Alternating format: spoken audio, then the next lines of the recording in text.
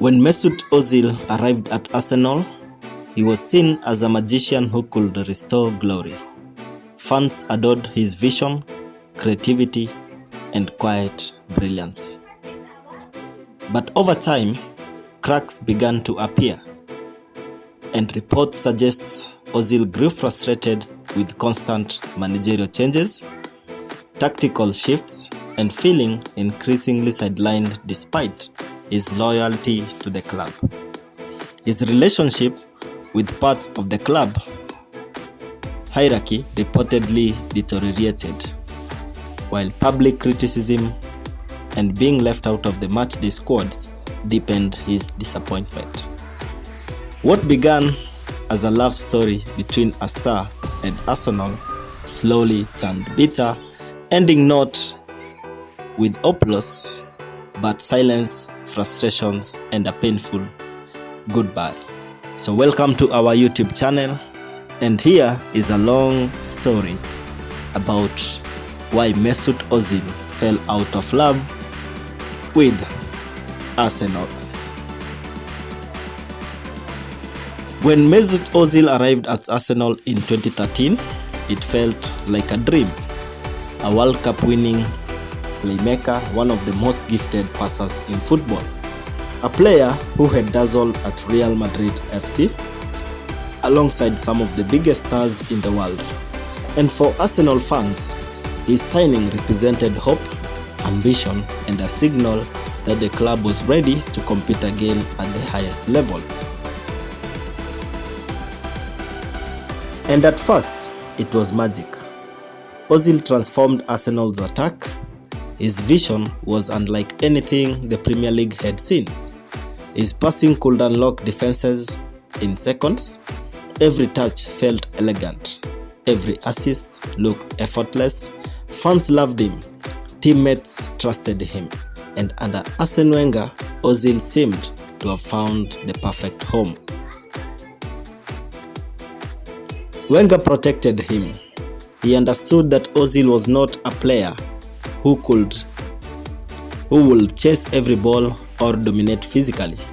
He was an artist, a creator, a footballer who needed freedom to express himself, and Wenger gave him exactly that.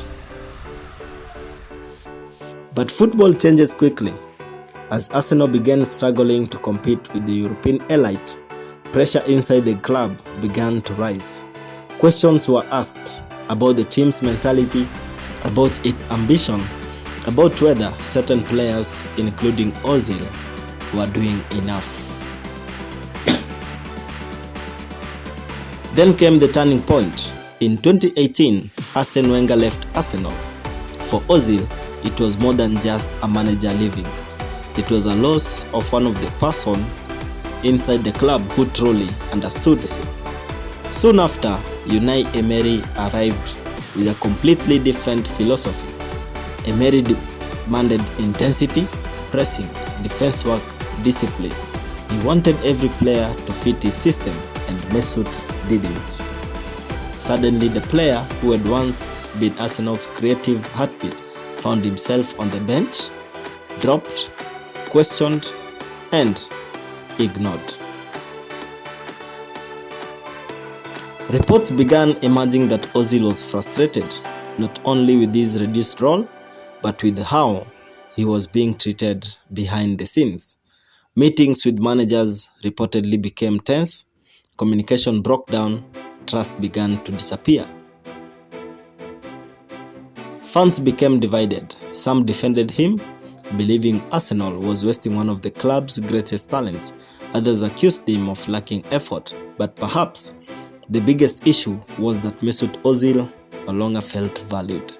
And when a player loses that feeling, love can disappear quickly. Things became even more complicated after Ozil signed a massive new contract in 2018.